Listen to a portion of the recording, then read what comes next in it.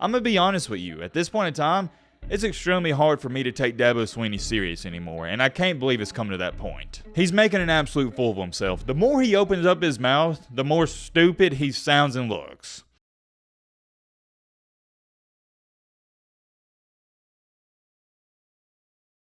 Ladies and gentlemen, boys and girls, hope all of you are having a great Monday. If not, hope this video can make it a little bit better. And man, oh man, sometimes in this life, the jokes write themselves. This picture you're taking a look at right here, it'll come back into play in just a second. We all know who Dabo Swinney is, right? Head coach at Clemson. He's won a couple of national championships, but these past couple of years, it hasn't been too hot for his team and program. And you could chop this up to a coincidence if you like, but ironically enough, while Clemson hasn't been too hot these past couple of years, they also haven't been using the transfer portal like all these other schools. And we've talked about Dabo Swinney and how he feels about NIL and the transfer portal for years and years and years on the channel. If you haven't heard by now, I'm going to inform you and enlighten you. Dabo, he's not a fan of the portal. He doesn't even like using it, which is completely fine. You don't have to like a lot of things in this life to know you got to do them or you got to use them. For example, I'm going to bring up a guy who was going head to head with Clemson for it seemed like 4 to 5 years straight, Nick Saban. Saban, the greatest college football coach of all time, he even made it clear and evident he wasn't a fan of the NIL or the portal. He thought it was going to be bad for the game. However, here's the difference with Saban and Swinney. Saban still used it. He knew if he wanted Alabama to stay at the top, he was going to have to utilize it whether he wanted to or not. We see this a lot in sports, but not just in sports, in business and in life. You either adapt or you die. It's as simple as that. If you don't adapt with the modern times or era, you will be left behind. No ifs, ands, or buts about it.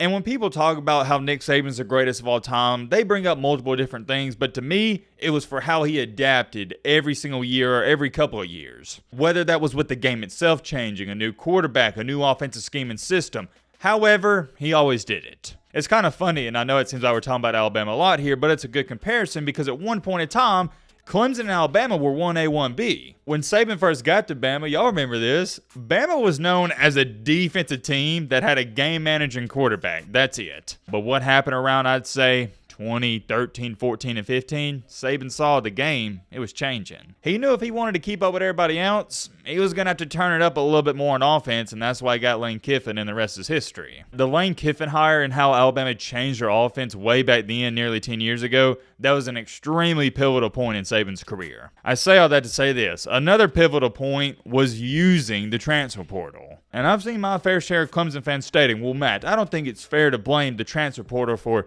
Dabo Swinney and Clemson's lack of success these past couple of years. As a matter of fact, I think I saw somebody comment something like that in one of the previous videos. Let me see if I can find it. All right, I spent like 10 minutes trying to find the comment. I couldn't find it. But anyways, the point is, some Clemson fans, they were saying, no, it's not the transfer portal's fault. It's coaching and stuff like that. Well, here's my thoughts on that. I think it's somewhat naive to think the lack of transfer portal use, it's not a problem whatsoever. I'll give you a brief and quick example. 2 of Alabama's best players these past couple of years, just on the offensive side of the ball, came out of the transfer portal. Jahmyr Gibbs from Georgia Tech and Jamison Williams from Ohio State. Those 2 guys alone, and there's others I could bring up, they were game changers at Bama. Now, I'm not saying if Clemson would have had a guy like Jahmyr Gibbs or Jamison Williams these past couple of years, they would have had another championship by now. What I'm saying is, it definitely wouldn't have hurt you. And if anything, I think we can all agree here, it would help you out. Anyways, moving along here, and the main reason we're making this video is because something Dabo said a couple of days ago. I'm going to be honest with you, at this point in time,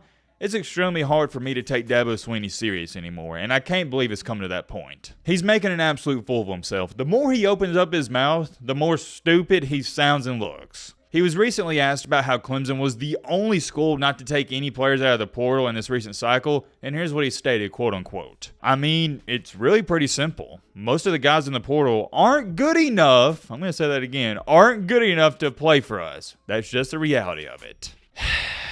You know, I'm not even going to do it. I don't want to go on a rampage and scream on a Monday. Let's not do that. You know what this is? It's nothing more, nothing less than arrogance. That's all there is to it. His pride and ego has straight up gotten in the way of Clemson's football success, and I hate it for Clemson fans. Let me give you an example, put this into a better perspective so people like me and you can relate to it. This is the equivalent to you wanting to get in shape, so you start going to the gym and you get a membership there. You start going there a couple of weeks, you make small talk, meet some buddies, and eventually one of the big buff guys in there comes up to you and says, hey my man, could I offer you some advice? The buff guy asks you, do you drink any protein? Do you eat a lot of protein? And you tell him, oh, no, man, I ain't worried about that. I don't need any protein. I'll be just fine without it. That is exactly what's going on here. Yeah, you're going to get in shape and you could get really strong, but if you take the protein, it's going to help you reach your goals just a little bit quicker. You have the protein in this analogy here, the transfer portal, at your disposal. Why not use it? But the problem is Dabo has gotten his Clemson team and football program in tippy-top, outstanding great shape by himself, and I'll give him a ton of credit and props for that. He's done an outstanding job there. So he thinks he doesn't need any help. He doesn't need to do anything else to enhance it. I know exactly what he's thinking. Oh, I got to the top of the game without the protein. Well, why would I start using it now? Dabo would never take my advice or your advice or anybody else's, and who am I to talk? I have 0 national championships under my belt. In real life, I've won a couple on NCAA 13 and 14. But if I were to give him some advice, it'd be this. Just take the freaking protein, man. Like I said, you got the portal at your disposal. Why not benefit from it? Everybody else is. Look at Ohio State. They killed it in the portal this year, but also NIL played some factor into that a little bit. Even if you won a championship last year, the year before, I still think this is a ridiculous statement to come out and say. And not only did he say it, but here's the even worse part about it. He believes it. A lot of times these coaches, they believe in things that they would never dare say to the public or the media. But the fact he said it, it's a bad look, man. Why is it a bad look, you may ask? Well, it's relatively simple, my friend. Clemson ain't that good. Don't get me wrong, Clemson, they're all right. They'll finish again in the top 20, top 15, something like that. But to sit up here and say that guys in the portal aren't good enough to play for Clemson? Get out of here, man. It hasn't gotten to this point quite just yet, but trust me, if he keeps believing in things like this and he keeps doing what he's been doing at Clemson, Dabo's going to go out sad. And when I say go out sad, here's what I'm talking about. In 5 to 10 years, the conversation might be something like this. Oh yeah, Dabo was extremely overrated, and the only reason he won 2 national championships is because of Trevor Lawrence and Deshaun Watson. Elite quarterback play. Obviously, Twitter's having a field day with this. You got people screenshotting a picture of their roster, quoting Dabo, and you see it, a bunch of white dudes. And it's nothing against these guys. You get the joke everybody's trying to make on Twitter. This looks like a picture from a frat house. I'm not going to sit up here and label Dabo Swinney as a narcissist, but I'm going to tell y'all this. I get weird vibes from him. It's hard to describe. He reminds me of those cult-like church leaders. You know what I'm talking about. Those guys who are like the head of the big mega churches, something like that. That's who he reminds me of. He's got the big ego. He's always crying about something nonstop. He never takes accountability. When something goes wrong, it's never his fault. It's somebody else's fault, and I don't like that in a head coach. Also, too, I almost forgot to throw this in there. The thing that throws me off the most, and this is my personal opinion, you can feel differently about him if you like to or please, he acts childish out there on the field at times. I don't really care for his antics on the field. It's not something I enjoy watching. I like my head coach to be professional. Now, don't get me wrong, you can get excited at times like Kirby Smart does, but he still keeps it professional.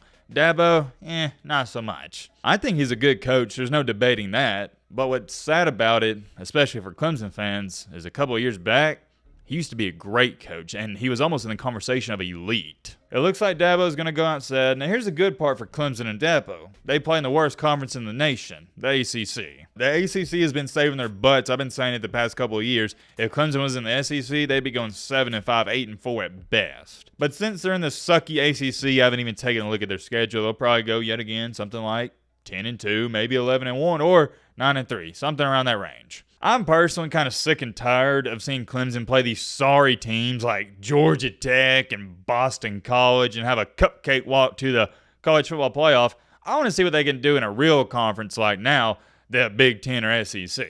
I do want to speak on this, though. I thought it was quite interesting. Let me know your thoughts down below. But,